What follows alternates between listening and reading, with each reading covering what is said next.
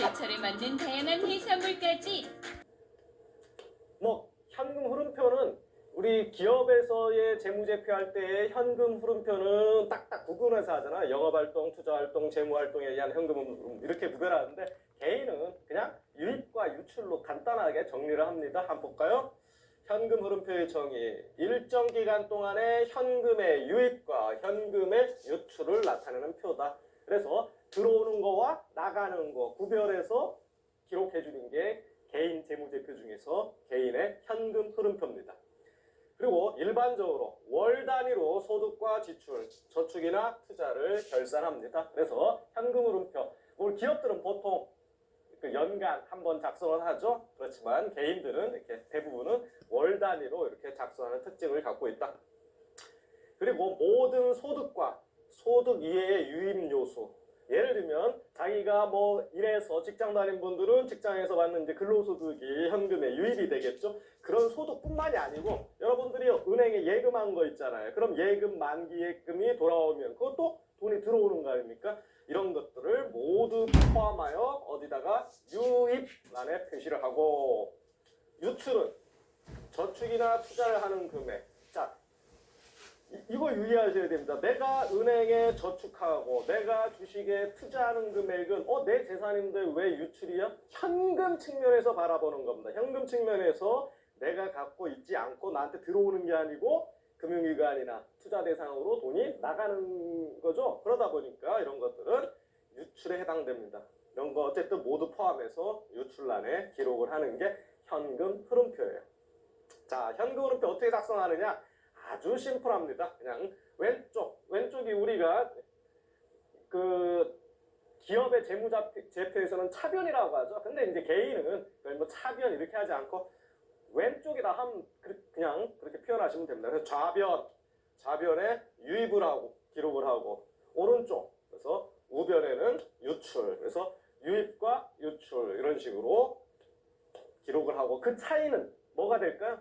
유입, 유출 플러스가 되든 마이너스가 되든 차이는 바로 순현금 흐름이 되겠죠. 들어온 거에서 나간 거 빼서 들어온 게 많으면 이 값이 플러스가 될 거고, 순현금 흐름이 나간 게 많다 그러면 순현금 흐름은 마이너스가 되겠죠.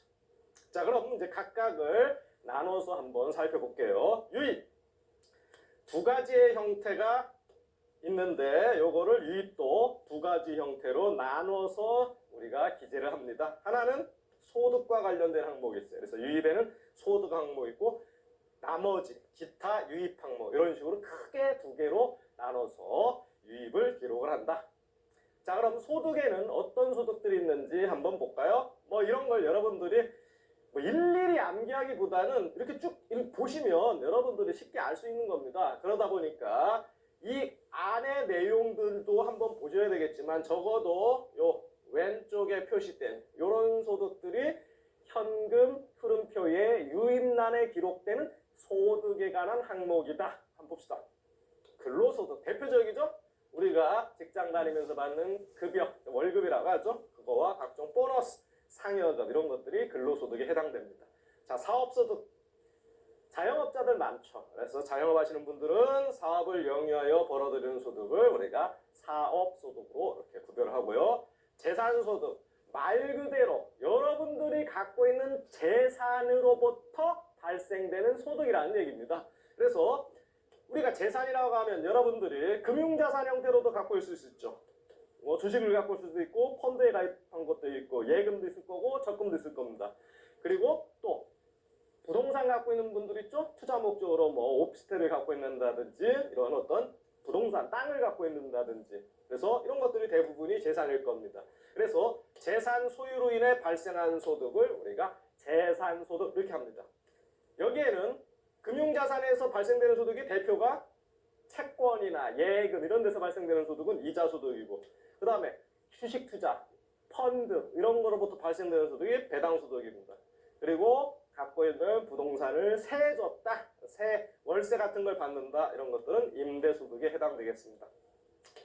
임대사업자로 등록을 하고 임대료를 받는 경우에는 뭡니까? 이거는 재산소득으로 구별하지 않고 사업소득으로 구별을 한다는 거 좀 주의해 주셔야 됩니다. 임대사업자, 자, 임대를 주 목적으로 하는 분들 계시죠? 그런 분들은 이제 사업자, 임대사업자로 이제 등록을 합니다. 그러고 나서 거기서 받는 임대료는 재산소득이 아니고 그거는 임대사업자이기 때문에 사업소득으로 분류한다는 거. 그 다음에 이제 연금 받는 분들 계시죠? 퇴직연금이 있고 뭐 개인연금, 주택연금, 그래서 각종 공적인 연금 그리고 기초노령연금 이런 것들은 공적 이전소득으로 분류를 합니다. 그래서 공적 이전소득입니다. 이전소득. 자, 여기서 우리가 연금소득 이런 걸 얘기하는데 여기에 공적연금이라든지 기초노령연금 같은 소득은 어떤 공공 목적, 국가에서 받는 그런 돈이다 해가지고 공적 이전, 이전이라는 건 이제 어디서부터 누구한테 넘어간다 그런 뜻이죠. 공적 이전 소득으로 분류를 한다고 그랬죠. 요거는. 그럼 이전 소득이라는 게 뭐냐? 가족이나 친지로부터 받는 양육비, 용돈, 이혼한 배우자로부터 고정적으로 받는 자녀 양육비나 교육비 이런 것들도 이전 소득에 해당되고요. 기타 소득은 여기에 포함되지 않는 거라는 의미를 갖고 있습니다. 그래서 일시적이고 불규칙적으로 발생한 소득 이런 것들을 우리가 기타 소득으로 분류합니다. 그래서 여기에 현금 흐름표의 좌변에 유입 항목에 그 중에서도 소득 항목으로 기록된 것들이에요. 자, 소득 유입 쪽에는 소득과 기타 유입으로 나눈다고 그랬죠? 그럼 이번에 이제 기타 유입 항목입니다. 기타 유입 항목은 자산이나 부채의 변동으로 발생하는 현금 흐름을 기타 유입으로 분류합니다. 그래서 자산의 변화가 생긴다든지 부채의 변화가 생긴다든지 이런 것들은 다 기타 유입으로 분류한다. 그래서 소득 이외의 모든 현금 유입을 기록해라. 그러니까 소득으로 분류된 거 빼놓고는 유입, 나머지는 그냥 기타 유입으로 간다. 이렇게 생각하시면 되겠죠. 그래서 적금, 뭐 예적금 만기돼서 돈 받았다. 기타 유입입니다. 그리고 투자 자산을 정리하여 현금으로 보유하고 있는 경우. 자, 주식 팔았어요? 돈 들어오죠? 기타 유입입니다. 빌려준 돈 받았습니다. 기타 유입이요. 그래서 여러분들이 요런 예 정도는 이렇게 한두 개 정도는 기억해 주시는 게 좋아요. 자, 이렇게 해가지고 이제 좌변에 현금 흐름표의 유입을 둘로 나눠서 구별해서 이제 기록을 했 다음에 이제 유출도 기록을 해야 되겠죠. 유출. 우별입니다. 그래서 유출은 저축 및 투자, 고정지출, 변동지출 이렇게 유출은 셋으로 구별해서 기재를 하게 된다는 거. 일단 이런 정도는 반드시 알아둬야 되겠죠. 그래서 유입은 2개, 유출은 이렇게 셋으로 구별해서 기록한다. 근데 여기서 명심하셔야 될 거는 우리 기업의 재무제표는 딱딱 KIFRS 한국이 채택한 국제 재무회계 기준에 따라서 우리가 기록을 하지만 개인 재무제표는 어떤 법적인 틀 이런 건 없다고 그랬죠? 그래서 이렇게 기록하는 걸 이제 일반화 시키는데 혹시라도 재무 설계사나 고객과의 협의가 되고 그것이 일관성이 유지된다면 다른 항목은 기재를 할 수도 있는 겁니다. 그렇지만 그런 예외사항보다는 우리가 웬만하면 통일성을 유지하기 위해서 이렇게 우리가 배운 대로 이렇게 해주는 게 좋다. 그래서 유출은 저축 및 투자, 고정지출, 변동지출 이렇게 셋으로 구별해서 기록한다. 자, 먼저 저축 및 투자. 이거 모르는 분 없겠죠? 저축은 은행에 돈 맡기는 거, 투자 뭡니까? 주식 펀드 가입하는 거, 그죠? 네. 현재 소비를 미래 소비로 유보하는 자금입니다. 자, 소비와는 완전 다른 개념이죠. 소비는 지금 쓰는 거예요. 지금 나의 만족을 위해서 지금 돈을 지출하는 거지만 저축하고 투자하는 건 지금 돈 안 쓰는 거죠. 왜 안 써요? 미래를 위해서 하는 거잖아요. 그래서 현재 소비를 미래 소비로 유보하는 자금입니다. 그래서 여기 저축과 관련된 뭐 정기, 예금, 적금, 투자, 펀드, 연금, 저축성 보험의 보험료다. 저축성 보험입니다. 보장성이 아니에요. 저축성 보험의 보험료는 저축 및 투자의 유출 항목으로 기록해라. 보장성 보험의 보험료는 고정 지출에 포함시키는 게 바람직하다. 그래서 저축성 보험의 보험료는 말 그대로 저축 및 투자 이쪽에 유출로 기록을 하지만 보장성 보험의 보험료는 고정 지출로 기록하는 게 바람직하다. 왜냐하면 미래 위험에 대비하기 목적으로 가입하는 금융 상품이기 때문에 이거는 위험 대비 목적이다. 그래서 고정 지출로 기록한다는 거 유의해 주시면 되겠습니다.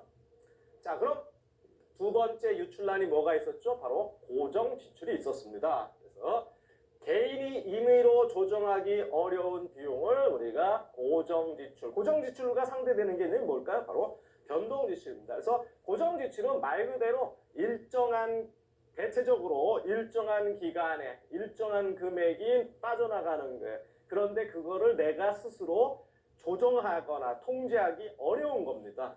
그래서 개인 임의로 조정하기 어려운 비용이다. 그래서 금액 변동이 거의 없어. 얼마 나갈지가 다 비용 예측이 가능하죠.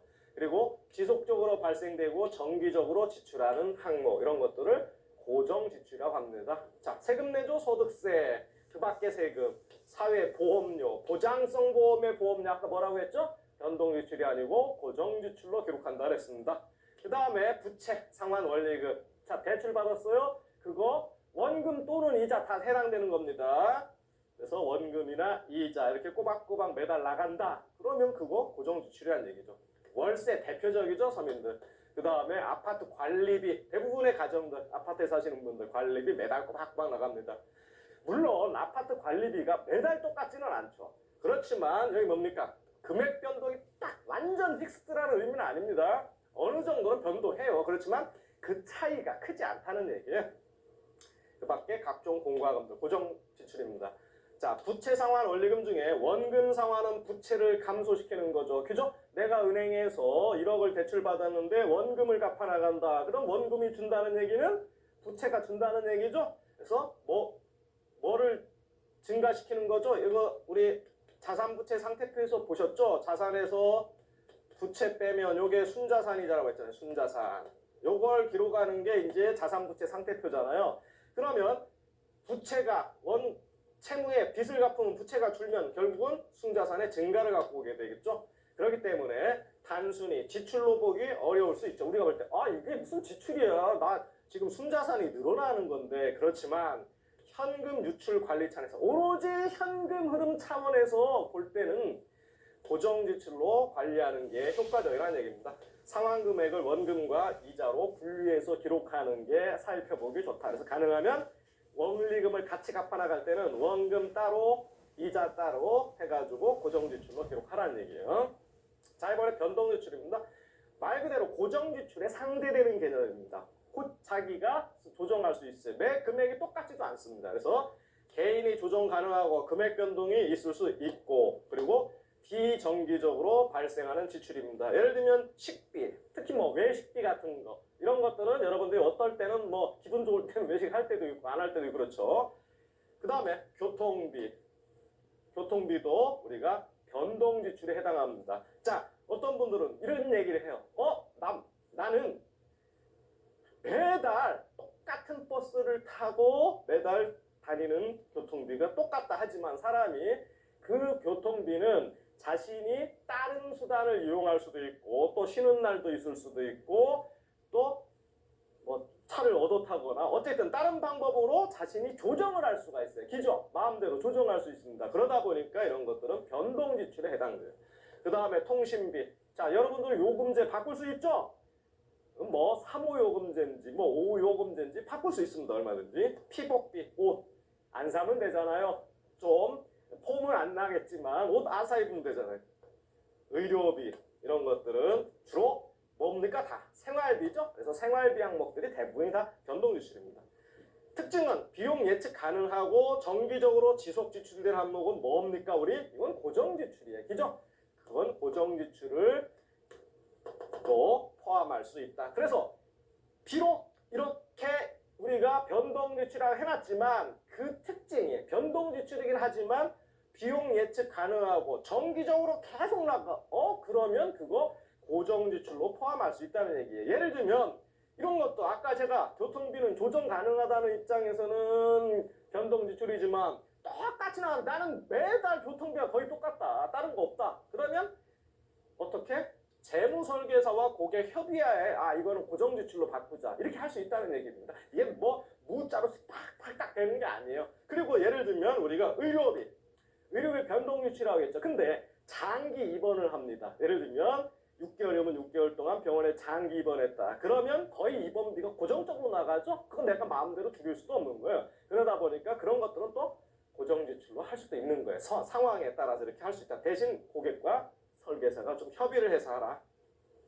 고정과 변동 지출의 구별은 그래서 이런 걸 중심으로 구별을 하라는 얘기입니다. 예측 가능성, 지속성이 있느냐, 반복성이 있느냐 이런 걸로 구분하는 게 바람직하다.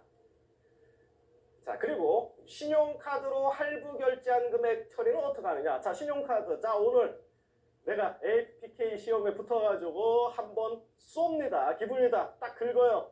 긁었는데 할부를 했어요. 금액이 너무 많이 나왔어. 할부 금액은 이제 매달, 돈은 지금 썼지만 금액 청구는 이제 다음 달부터 매달 이렇게 되겠죠. 그래서 변동 지출에는 현금 흐름표 작성 기간 동안 결제가 완료된 금액을 기록해라. 그래서 매달 돌아오는 금액, 그 결제 딱 완료되면 그건 뭘로 기록해라? 바로 여기 변동 지출로 기록해라. 그러면 남는 금액이 있잖아요. 자, 내가 50만 원을 썼는데 10개월로 긁었어요. 그러면 한 달에 5만 원씩 청구될 거 아닙니까? 5만 원씩 나가는 건 고정 지출 하지 말고 그건 변동 지출로 기록해라. 그리고 잔액은 자산 부채 상태표에 단기 부채에 기록함과 동시에 현금 흐름표는 주석으로 기재를 하라. 그리고 잔액은 뭘로 기록해라? 남는 잔액은 자산 부채 상태표의 단기 부채. 만기 1년 이내에 도래하는 부채이기 때문에 그래서 단기 부채 기록해놓고 대신 이런 내용을 주석 여기다 이렇게 쭉 표시를 하고 밑에다 설명을 쭉 써놓으라는 얘기입니다. 네. 자, 그럼 유입과 유출을 한번 이게 현금 흐름표 이렇게 구별해서 기록하는 거야. 그래서 우리 배운 거 한번 정리해보면 근로소득, 사업소득, 재산소득, 연금소득, 이전소득도 공적 이전소득이라든지 뭐 사적 이전소득, 위자료 받은 거 이런 게 사적 이전소득이죠. 기타 소득, 그 밖에 기타 유입. 그래서 소득과 기타 유입을 이렇게 크게 둘로 나눴죠. 이게 유입입니다. 좌변. 그리고 우변은 유출을 기록하라고 했죠. 세수로 나눠서 기록한다 했습니다. 저축 및 투자, 고정지출, 변동지출. 세수로 나눠서 기록을 합니다. 이게 정리가 된 거죠. 자, 그럼 이제 순현금으로는 계산할 수 있겠죠. 유입과 유출만 제대로 되면 유입에서 유출을 빼는 겁니다. 유출에서 유입 빼는 게 아니에요. 그래서 순현금 흐름은 현금 유입액에서 현금 유출액을 뺀 걸 우리가 순현금 흐름이라고 한다. 대출로 인한 유입이 있는 경우에는 유입과 유출을 뺀 요 차이가 균형 상태이거나 흑자라더라도 향후 부채 상환이 이루어져야 하므로 현금 흐름표 해석에 주의해야 한다. 그래서 여러분들이 우리가 흔히 얘기할 때는 현금 흐름표만 갖고 얘기할 때는 순현금 흐름이 많으면 일반적으로 좋죠. 아니, 들어오는 게 나가는 것보다 많으면 좋잖아요. 그렇지만 그게 플러스가 된다고 해서 무조건 이 사람은 재무가 건전하다 이렇게 얘기할 수가 없다라는 얘기입니다. 왜냐? 그 유입 내용을 살펴봐야죠. 소득으로 들어오는 돈이냐 대출받아서 들어오는 돈이냐 내용의 차이가 있겠죠. 그래서 이것처럼 대출로 돈을 끌었어요. 그럼 유입입니다. 어쨌든 현금 흐름표 유입. 그럼 이게 많아지잖아요. 그럼 순현금이 플러스요. 그러면 그게 결코 좋은 건 아니죠. 왜? 결국 나중에는 부채를 돈을 갚아야 될 것들이란 말이에요. 그래서 현금 해석에 주의를 하라는 얘기입니다. 그래서 자산부채 상태표에 부채가 제대로 기록되어 있는지 함께 확인하라. 그래서 이런 것들은 자산부채 상태표에 그럼 현금 유입 발생했으면 자산부채 상태표 그게 뭔지 보면 알 수 있다는 얘기죠. 현금 흐름이 발생하는 시간 차이로 현금 유입에서 유출이 마이너스가 나오는 경우도 있다. 자, 시간 차이에 의해서 요 차이가 오히려 나쁜 쪽으로 나온다. 그래서 무조건 마이너스 나온다. 안 좋다. 이렇게 할 수 없다는 얘기예요. 시간차도 원인이 될 수 있기 때문에. 왜냐면 들어온 건 작년도에 근데 쓰는 건 올해 써요. 그러면 작년도에는 유입이 많이 기록될 거고 쓰는 건 올해 많이 쓰니까 올해는 유출로 기록될 겁니다. 그럼 올해는 순현금 흐름이 마이너스가 될 가능성이 있죠. 그렇기 때문에 이런 시간차가 나오는 경우도 마이너스가 될 수 있기 때문에 항상 해석상에 주의를 기울이라는 얘기입니다.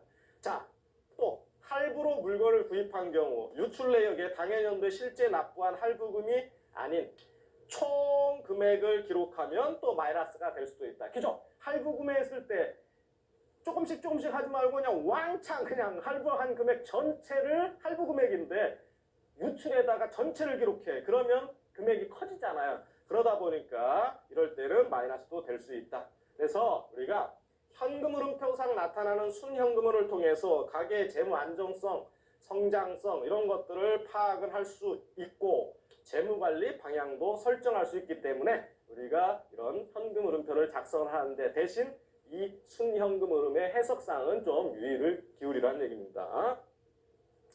자, 그 다음에 이제 주석을 표시합니다. 주석이라는 게 이제 설명나는 거예요. 그래서 현금 흐름 통상에 나타내기 어려운 점이나 추가적인 설명이 필요한 부분은 주석을 통해 기록한다. 예를 들면 배당금과 이자 수익이 다시 투자가 됐다. 그럼 이에 관한 유입과 유출의 내용을 주석으로 설명할 수 있겠다. 자, 우리가 배당 수익, 이자 수익, 그러면 소득 항목에 재산소득으로 기록된다 그랬죠? 그럼 유입입니다. 재산소득으로 소득 항목에 유입으로